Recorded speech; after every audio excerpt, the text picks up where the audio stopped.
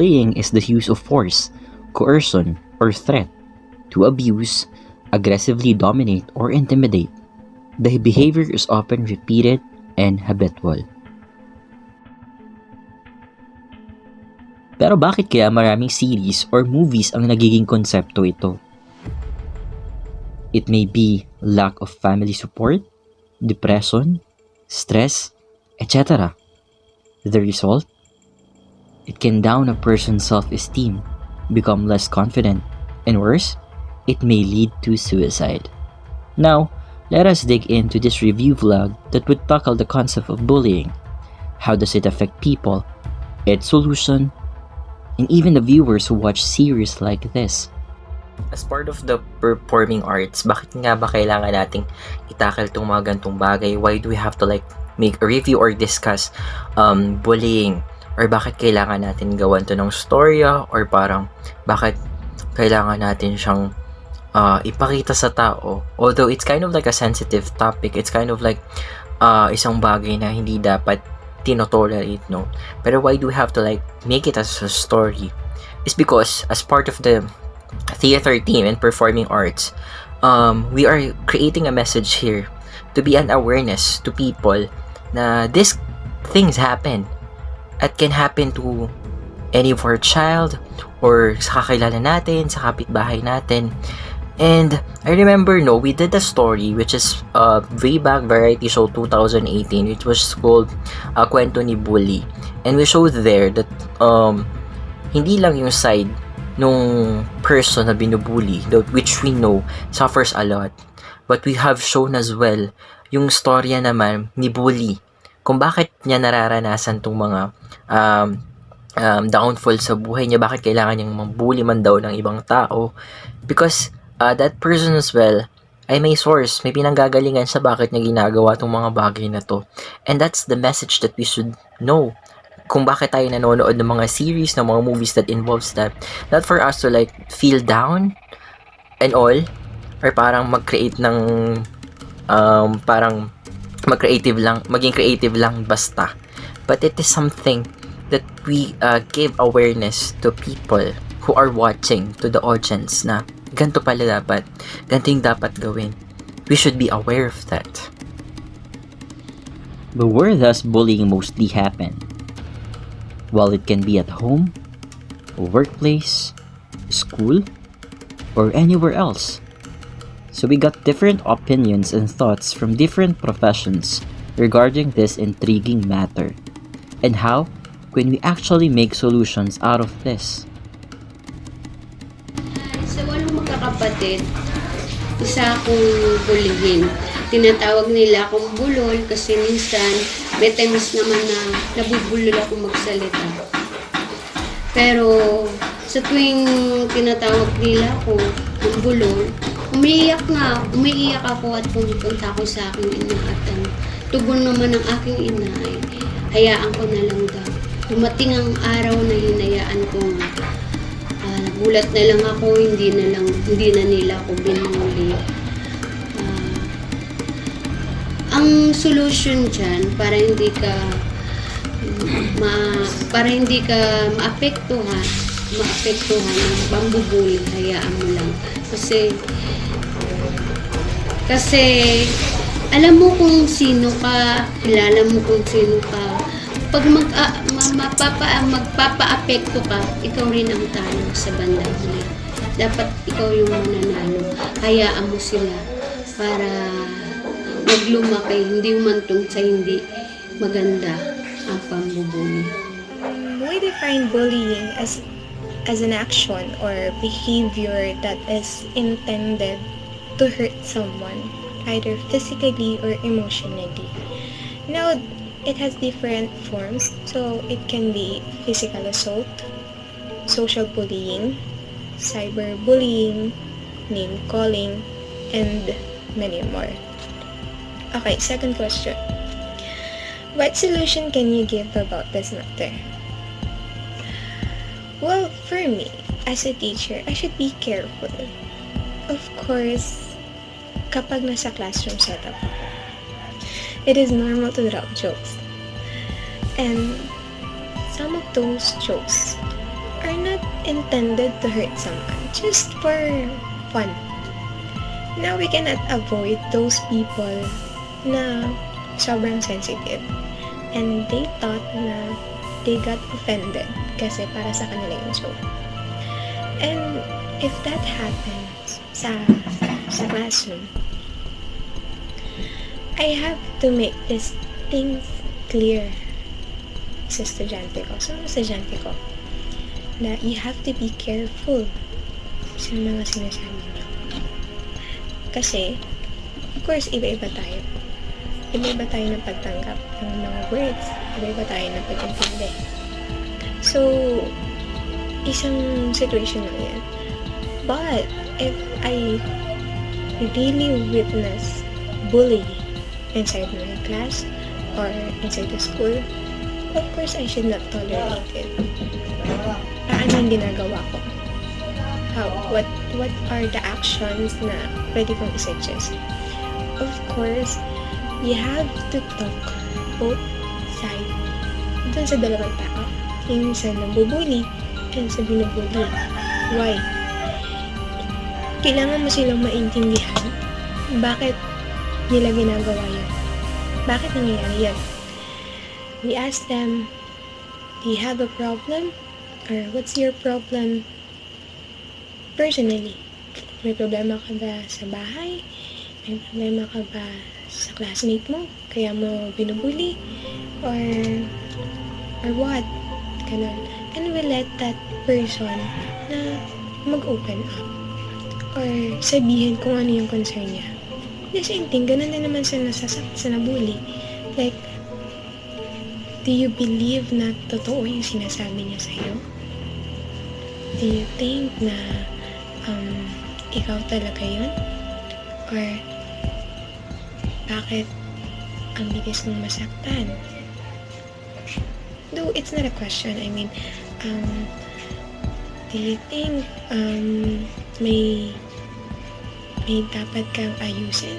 Or something ano? Basta you ask questions na kailangan,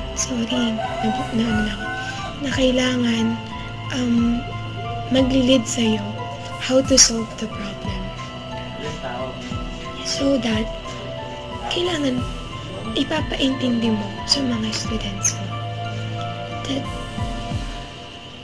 walang magandang naidudulot yung bullying. And as a psych major, I believe there's a lot of factors that affects why bullying happens, but big part of that is the home environment of the child.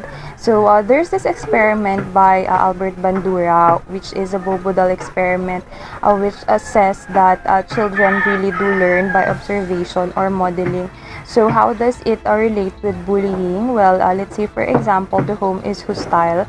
So there's a tendency as well that the child may develop hostility and aggression towards others, and he or she may project it to his or her classmates that he or she perceives the weaker kid.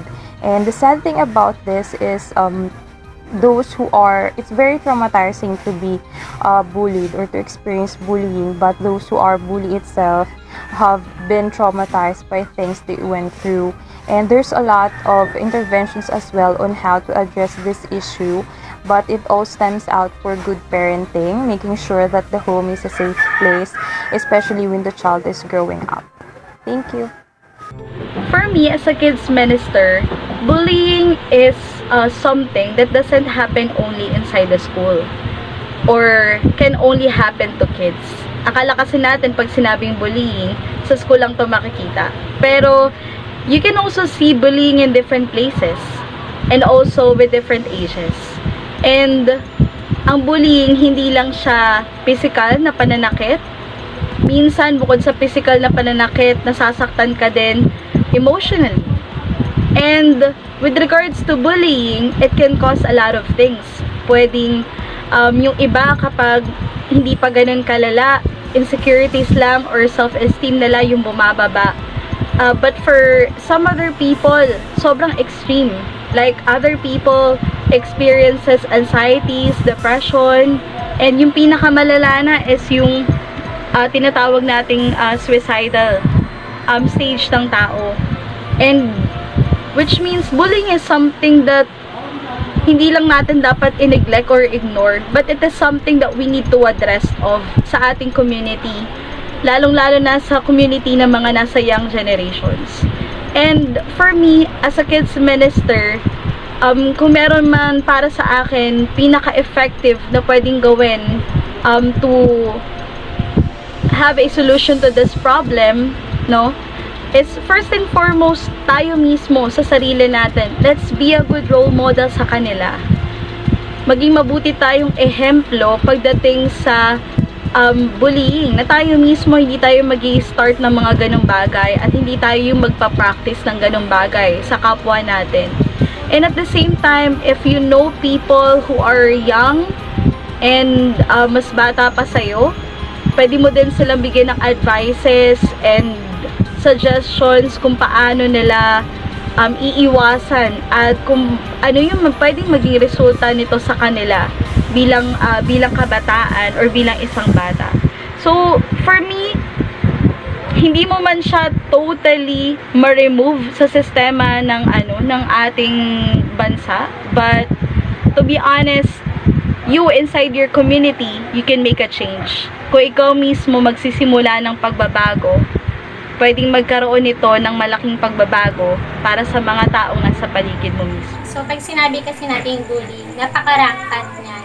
Particularly sa school, maraming nangyayaring bullying. So, pag sinabi kasing bullying, maraming types yan. May verbal, may cyberbullying, may sexual bullying, marami. So, ako personally, ang experience ko doon, verbal bullying nung during high school days ko. Ewan ko, parang sa akin kasi ang epekto nun sa akin, nakakababa ng self-confidence, and may epekto din siya sa emotion kineme mo. Basta parang hindi mo alam kung malulungkot ka o kasi parang nagiging conscious ka kung nagiging conscious ka baka mabuli ka na naman kapag ito yung ginawa mo, gano'n.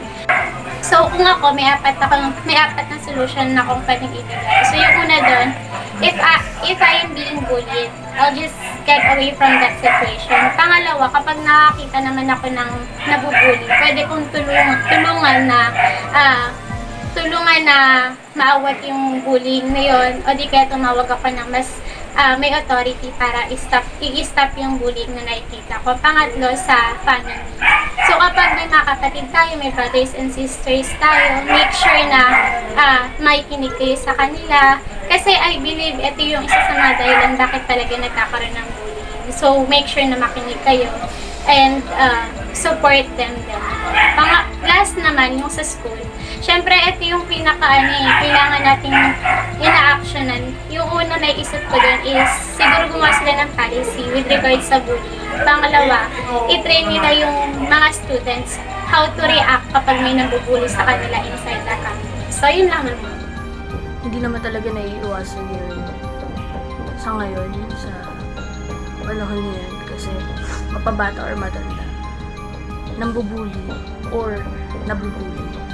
So, before I've been bullied because of my height, syempre may mga kanya-kanya tayong flaws. Pero, ang nagiging response ko lang nun is, hindi ko pinapansin. Kasi minsan, sinasaktan ako physically, hindi lang emotionally, through their words.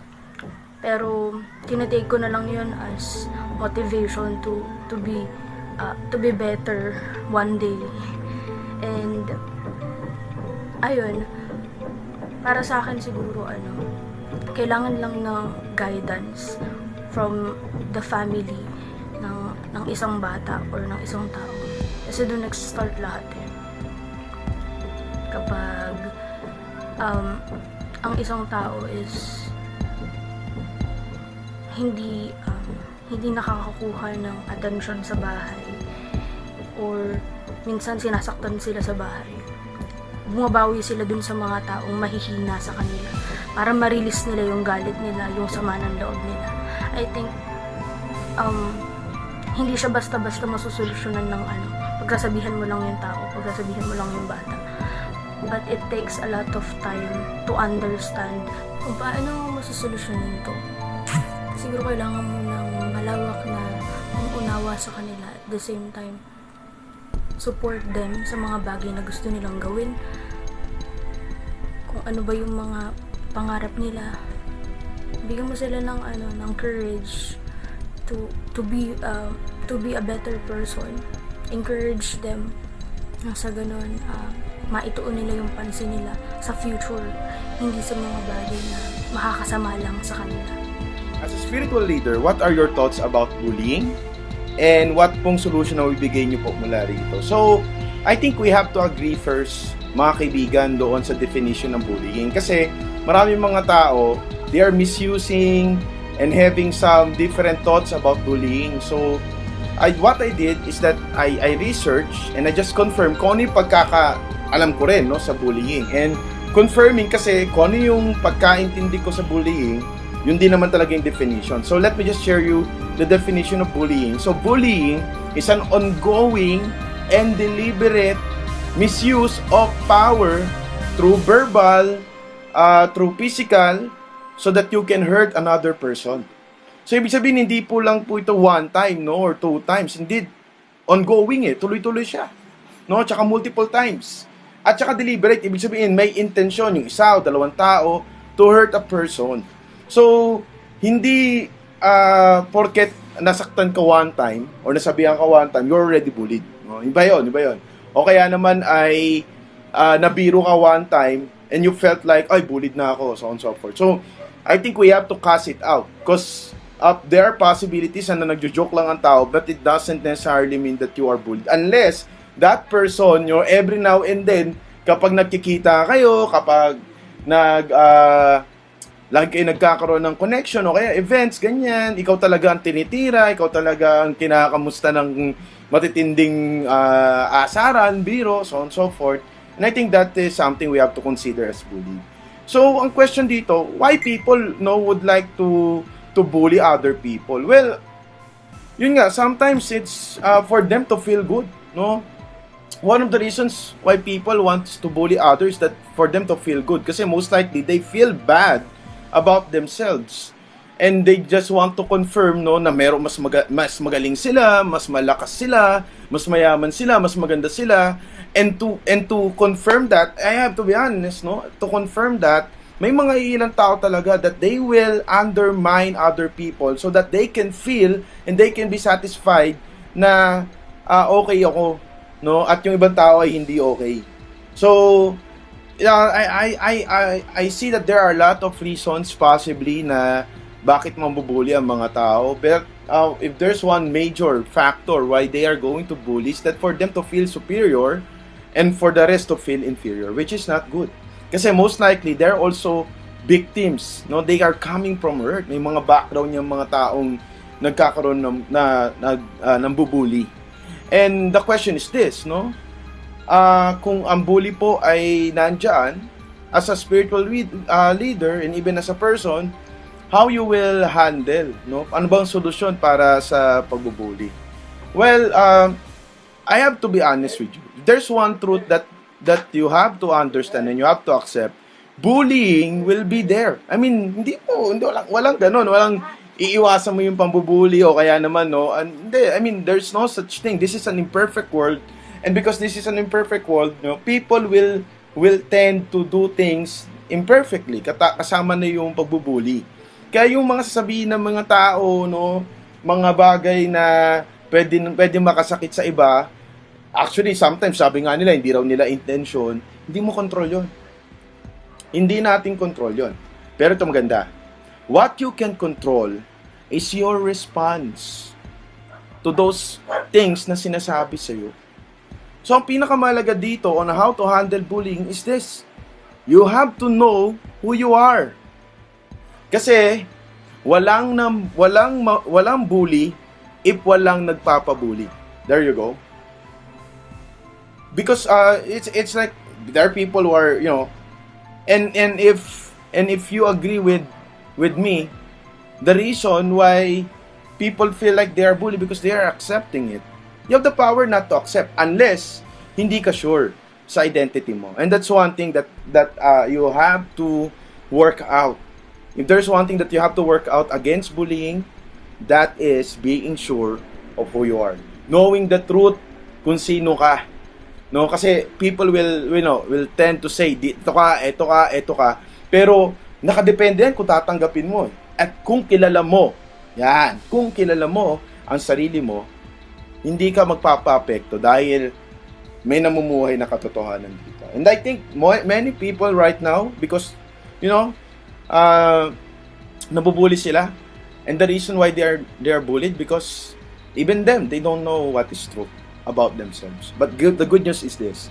If you want to know the truth, Jesus, in John 14:6 said this, I am the way, the truth, and the life. So if you want to know the truth, and if you want to know what is really life all about, you start with Jesus. You start having relationship with Him. If there's one thing that I can encourage, kailangan malaman mo kung sino ka talaga sa paningin ng Diyos na lumikha sa'yo. Kasi, batuhin ka man nila ng napakaraming masakit na salita, makita mo naman sa social media kung paano sila nambabash sa'yo, possibly, o kaya naman you cannot control them. But the good news is, you can control this by knowing what is true. And, that's the first step. There are a lot of things, no, that you can consider not to be bullied, or at least ma-handle mo yung bully. Kunyari, sumama ka sa ibang mga tao na nalam din ang katotohanan tungkol sa iyo, you listen to them instead. Mga ganon, no, you get a group. Pero if there's one important thing that you can start para hindi ka matamaan ng mga bully, para hindi ka matamaan o di ka mabangga ng mga ganong bagay, is this: know the truth. And in John chapter 8 it says, if you know the truth, you will be set free. So, I think that's for me, guys. So, no to bullying tayo. But at the end of the day, we cannot control it. So, let me share to you just a short message. There will be no person bullied if they know the truth. So, God bless all. Thank you, guys. Bullying is, of course, a form of abuse, and this should not be tolerated. You can ask help or call your emergency hotline if ever mangyari ito sa'yo o kung kaninong kakilala mo. Making it as a storyline should be an awareness act upang mapahatid ang message na ito'y seryoso na dapat bigyang pansin. And there you go. Hope it did give you some lessons. If it did not satisfy you, or have suggestions and thoughts about this, you can comment down below. You can also check our past review blogs while you're at it.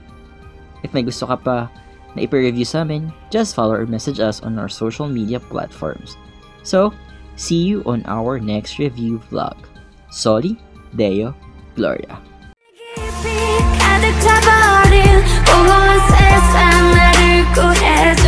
I wanna